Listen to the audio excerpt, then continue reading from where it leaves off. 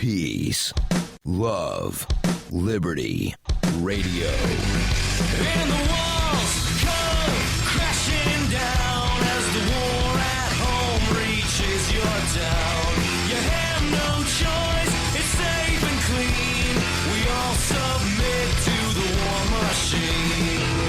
Welcome to the Cyber Monday episode of Peace, Love, Liberty Radio. I am your host, Darryl W. Perry, and Cyber Monday is the Monday that follows Black Friday, also known as Bitcoin Black Friday, also known as Plaid Friday, also known as the day after Thanksgiving, the day that people go into stores and beat one another up to purchase things at a discount the day after they give thanks for all that they have. And, well, how much beating up happened on Black Friday this year? Well, there was some. But, well, apparently Black Friday was not as black as other Fridays of years past. What do I mean by that? And why do they call it Black Friday? Well, they call it Black Friday because in the accounting world, you use black ink and red ink, or rather, in the way back era, when I was a little kid, they used to use black ink or red ink. Red ink was to signify a negative balance. Black ink would signify a positive balance. So you were making money if it was in black. You were losing if it was in red. And Black Friday, it's said that it's one of the busiest shopping days of the year. And it's also said that a lot of retailers don't begin making money as far as the entire year until Black Friday. Now, whether or not that's actually true, I don't know. But anyway, that's why it's called Black Friday. So it's not, there was the stock market crash of 1929 that they called like Black Tuesday or Black Monday. Well, whatever day of the week it was, that was a different usage, different connotation of the word black. Black Friday is supposed to indicate an increase in sales and revenue positivity instead of revenue losses. But apparently, according to Fortune.com, yes, the same Fortune that puts out the Fortune 500, Fortune.com says that online e-commerce sales on Black Friday and Thanksgiving Day continued to grow to record spending levels. How much? Well, according to data released by Adobe and reported by Fortune, shoppers spent $4.45 billion online on Black Friday and Thanksgiving Day. Black Friday brought in $2.72 billion in e-commerce, up 14% from 2014. Thanksgiving Day saw a higher jump in online spending, with $1.73 billion in sales, up a full 25% from the previous year. According to Adobe, the 5 best-selling electronics products on Black Friday. And aren't you curious what people were buying on Black Friday? What did people buy and spend $2.72 billion on? Well, apparently the top 5 electronics products purchased on Black Friday were Samsung 4K televisions. 4K is supposed to be a resolution where it's like really, really, really good. So it's supposed to be even better than 1080p, which is, pretty damn good. Apparently 4K is supposed to be like looking at real life. But since so many people's real life is spent looking at little chrome robot turds, as Michael Dean calls them, then couldn't you really just have, like 1081p and be like, oh, this is even more amazing? But the Samsung 4K television, the Apple iPad Air 2, the Microsoft Xbox One, the Apple iPad Mini, and the Sony PlayStation 4 were the top 5 best-selling electronics. The 5 most popular toys were apparently Lego Dimensions, something called Shopkin Dolls, Lego Star Wars, Barbie Dreamhouse, and Lego Friends. So 3 of the top 5 toys purchased on Black Friday were Lego products. Consumers sought out the promotions on Thursday and Friday with sales from limited online deals, accounting for 40% of all online sales. In total, products sold online saw an average discount of 24%. So the average discount was 24%, which, it's definitely going to encourage a little bit more shopping. There were a couple of things that I purchased on Friday that I would not have bought had they not been 75% off, plus free shipping, plus an extra 25% discount. And I purchased one item that I didn't really want, but I only did that because, well, I needed to spend another $2.05 to get free shipping, so I bought a $3.30 item, and the shipping would have been $7. So I spent a couple extra bucks, and I wound up saving $5. But again, it was a couple products, a couple T-shirts and a hat that, I didn't really need, but, it's good to have new clothes, especially after you have lost 130-something pounds in the last 10 months. So I bought myself a couple T-shirts that are going to actually fit a little better than most of the clothes that I'm currently wearing, and threw in a hat for myself to wind up getting free shipping. So, yes, I guess you could say that the hat was an impulse buy, but, I wound up spending $15 instead of almost $19 because the hat threw me over the $15 mark to get free shipping.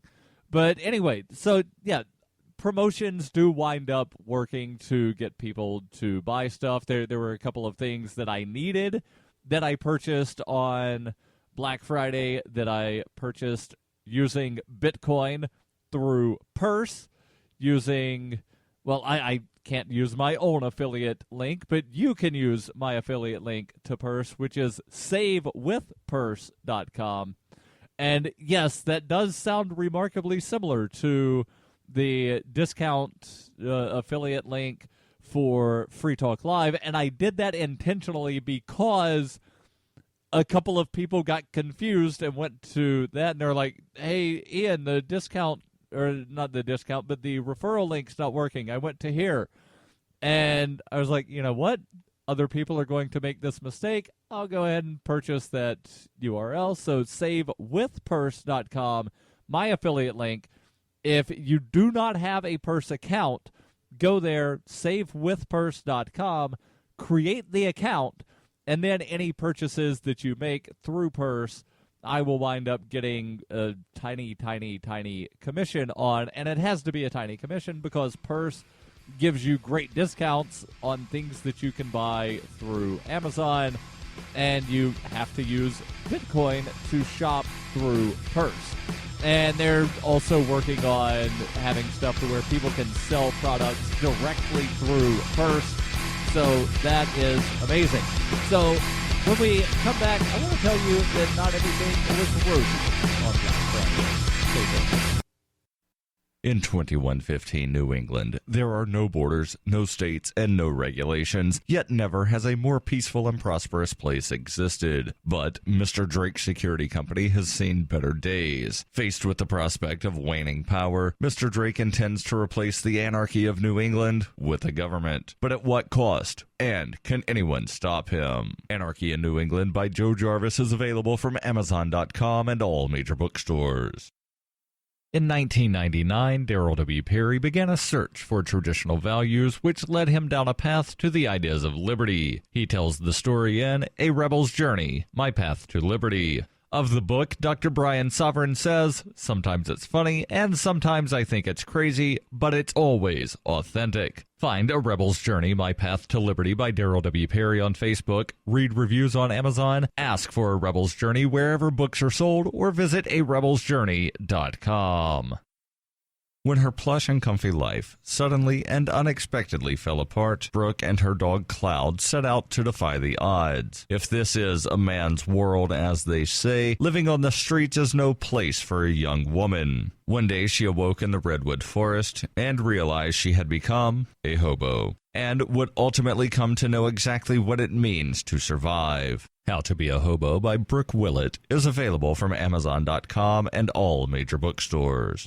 You're listening to Peace, Love, Liberty Radio with Darryl W. Perry. So what do I mean that not everything was rosy on Black Friday? The online sales, they were up. Thanksgiving Day sales were up 25%. Black Friday online sales were up 14%. How could things not be amazing? How could things not be wonderful? Well, apparently, even though shoppers spent $10.4 billion at brick-and-mortar stores on Friday, well, apparently the overall shopping was less than in years past. Time reports that sales on Thanksgiving and Black Friday both fell in stores this year, with a growing number of people pursuing their discounts online. Brick-and-mortar sales on Black Friday fell from $11.6 billion in 2014 to $10.4 billion in 2015, according to the retail researcher ShopperTrack. They say that sales on Thanksgiving fell from just over $2 billion to from just over $2 billion to $1.8 billion. So pretty much a 10% reduction on both Thanksgiving Day and Black Friday. Both decreases are attributed to the increase in online sales. And so these are numbers of purchases from brick and mortar stores. So, like physical locations. This does not include any shopping online from, say, Walmart or Target or Amazon. Definitely it does not include Amazon, but Walmart and Target, they are traditional brick-and-mortar retailers. But these numbers, the $10.4 billion on Friday, $1.8 billion on Thursday, is in-store purchases. The article from Time continues. It says, meanwhile, online sales jumped 14%, and I've already given you those numbers. But here's something that I find to be interesting, and it's sort of a move that, while not completely unexpected, seems to be somewhat interesting to me. The number of people that are shopping from their cell phones. According to the article from Fortune, on Black Friday, shopping on mobile phones brought in $583 million in sales. And on Thanksgiving Day, mobile phone sales generated a record $639 million. And when they say mobile phone sales, they mean people that made purchases using their cell phone. And that is just amazing to me, especially when you consider, it wasn't that long ago that if somebody said, oh, yeah, I'm making a purchase on my phone, they meant they were calling a telephone number and speaking to somebody on the telephone to make the purchase. Now people can pull out the phones and go to the website and boop, and I just bought something using my phone, and you never have to talk to a human. And on the one hand, that's absolutely amazing and wonderful, but on the other hand, it does take away that human interaction.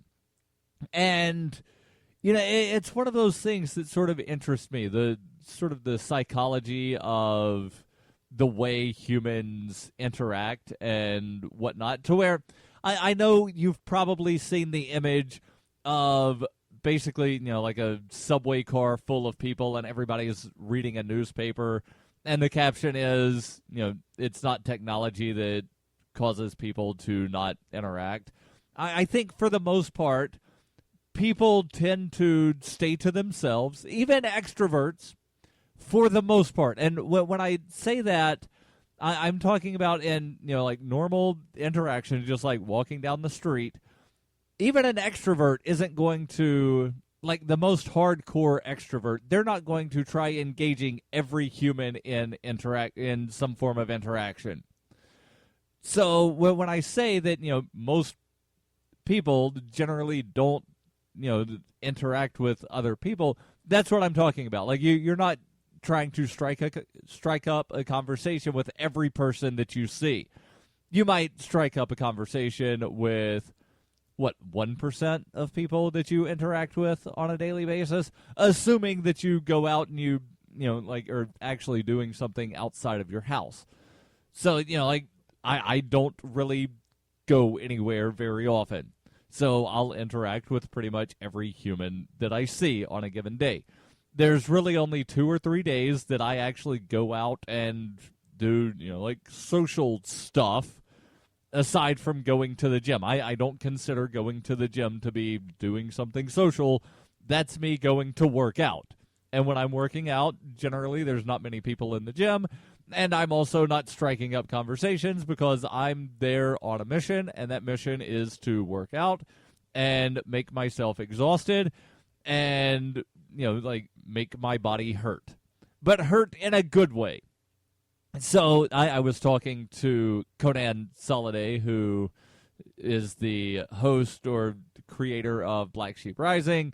That show's currently on a hiatus, but I was talking to Conan a couple days ago about going to the gym, and I was like, dude, just come to the gym with me one time. You will be exhausted. And he was like, I don't need to go to the gym.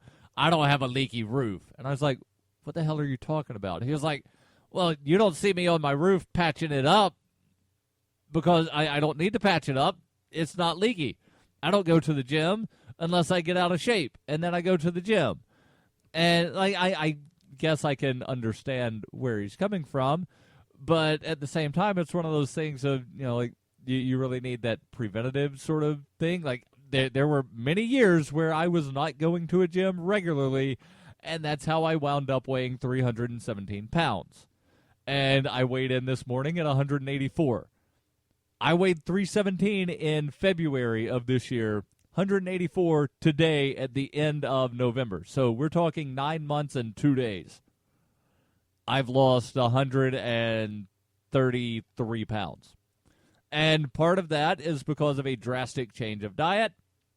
Part of that is because I've gone to the gym and I've worked out and I've gotten myself back in shape.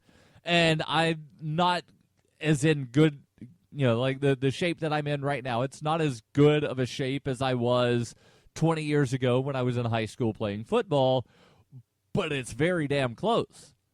And had I not started going to the gym back in like April, I would not be in the sort of shape I am right now. I'm a good bit stronger than I was then, and I got more cardio now than I did. And some of the workouts that I'm doing like a mix between strength and cardio, to where I've got this interval timer and I press start, and for 30 seconds I do an exercise as quickly as possible, and then I rest for 30 seconds, and then I exert effort for 30 seconds, and at the end I can barely walk, and it feels amazing.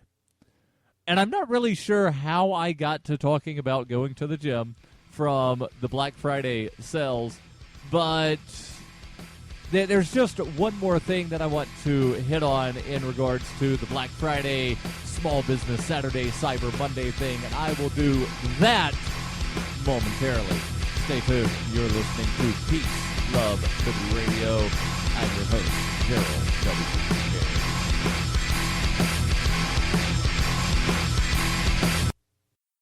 The Doublespeak Dictionary by Leslie Starr O'Hara satirizes the marked difference between the ideal of we the people and the reality of we the elite, while offering an insightful glimpse into the clockworks of the totalitarian mind. Ever irreverent but never irrelevant, the Doublespeak Dictionary serves as a subversive and humorous but timely reminder that the emperor has no clothes. The Doublespeak Dictionary is available from Amazon.com and all major bookstores. Are you tired of governments murdering people around the world? Stop using their money. There is an alternative. Bitcoin is a stateless, free market, non-political currency. Bitcoin cannot be inflated or controlled by any government. By using their money, you are helping the state. Stop doing it. You have an incredible alternative available now. Learn it, use it, spread it. Get started with Bitcoin at weusecoins.com. That's weusecoins.com. It is the year 91,001 BCE. Witness humanity's origins in Hyperchronius, a classic role-playing game for Windows PCs with a story like no other game before. The liberty-oriented experience that is not to be missed. Go to zog.ninja to get your copy of Hyperchronius today. Use the code FPP to get $1 off. Hyperchronius, zog.ninja, code FPP. You're listening to Peace, Love, Liberty Radio, online at fppradio.com. So before I get back into the Black Friday Cyber Monday news, I want to make sure that I tell you about a place that you can keep your money in the free market. That is, if you use free market money. You do promote Bitcoin as an alternative in this fiat-centric world, right? If so, then you need SpendABit in your arsenal. SpendABit is the search engine for things that you can buy with Bitcoin. SpendABit aggregates millions of products from thousands of Bitcoin-enabled merchants. Keep your money in the free economy. Spend a bit. Use my affiliate link, spendabit.fppradio.com. And if you're a Bitcoin-accepting merchant, like I am, ask about their merchant suite to reach even more customers. Spendabit.fppradio.com. That's spendabit.fppradio.com. And today is Cyber Monday, which is expected to be one of the largest online shopping days of the year. And Adobe, as of, I believe, Saturday, they were predicting $3 billion in online sales to happen today. That would be just a little higher than the $2.72 billion in e-commerce that happened on Friday. And they project that today we'll see an increase of 12% from the previous year. Online retailers are expected to have a very merry holiday shopping season in total, with analytics company ComScore projecting that people will spend $70 billion, that's 70 with a B, $70 billion buying gifts online during the holiday season, an increase of 14% from the previous year. And let me just say one more thing about Cyber Monday before I jump over to something a little bit different. Also dealing with the internet, but definitely not e-commerce. The Black Friday deal, the Bitcoin Black Friday deal that I had going on the FPP Bitcoin store, the 10% off of the already 5% off. Yeah, that's still going on. That has been extended through today. And the coupon code BTC is still good for the next few people that wind up using that. You can get an extra 20% off any order over $20. So you add 20% off to 10% off to 5% off. You're looking at nearly a 30 or I think it's a 32% discount, 31.6% maybe. So you're looking at a fairly sizable discount that you can get from the FPP Bitcoin store. That's btcshop.fpp.cc.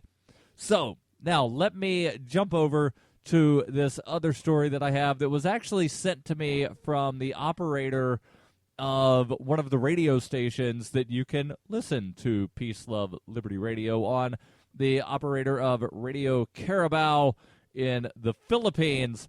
Sent me this story about the Pirate Bay and what one court in Sweden said about the Pirate Bay. The story comes from the website fossbytes.com. And they say Swedish file-sharing website The Pirate Bay is one of the most popular service providers in the game. From time to time, the website has faced the fury of law enforcement agencies. However, in a recent landmark decision in the District Court of Stockholm, Sweden, it was ruled that copyright owners cannot force the Swedish internet service provider Bredbandbolaget, hopefully I pronounced that right, Bredbandsbolaget, that is, again, my shot at pronouncing the name of the internet service provider, and they mention it a couple more times, so I'll just say the Swedish ISP. The court ruled that the copyright owners cannot force the Swedish ISP to block the Pirate Bay. The court found that the ISP's operations are not responsible for the illegal activities of some pirate customers. The Pirate Bay is blocked by multiple internet service providers around Europe, and the anti-piracy activists were hoping that the same will happen in Sweden, the country of origin. But no dice. And this actually, in my opinion, could wind up being good news for people that use some of the sites on Tor, some of the dark web sites where you can purchase things that may or may not be legal where you are. And yes, I realize that this is a court in Sweden saying that you can't force an internet service provider to block content, but they're also saying that the internet service providers are not responsible for the actions of the internet users, which the way that the reason I say that this might be good news for people that use some of the Tor sites to do things that might not be legal, such as purchasing cannabis or purchasing LSD or purchasing psilocybin or even selling any of those things, is, well, we know that the websites can be taken down, but knowing that the ISPs cannot be held responsible for the actions of the internet users seems to give a little extra protection to where people should not be afraid to try running an ISP or maybe even a Tor node. I don't know. I am not giving legal advice here, but it would seem to me that, there's definitely some precedent now. Again, I realize this is a court in Sweden, and courts in the U.S. don't have to recognize that at all because there's completely separate sets of rules and laws. But generally, when one court does the right thing, another court will wind up doing the right thing as well. But again, I'm not going to wind up holding my breath for courts in the U.S. to do the right thing. The story here from False Bites continues. It says, Torrent Freak reports that last year Hollywood giants like WB, which is Warner Brothers, Sony, Universal, and Swedish film industry joined hands and filed a lawsuit to force the Swedish ISP to block the notorious website, The Pirate Bay. The court found that the ISP was just an internet provider who pipes the internet traffic to and from its service users.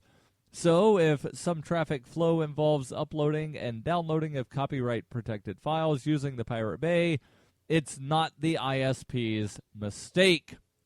Presiding Chief Magistrate Anders Darryl W said a unanimous district court considers, therefore, that it is not in a position to authorize such a ban as the right holders want, and therefore rejects their request.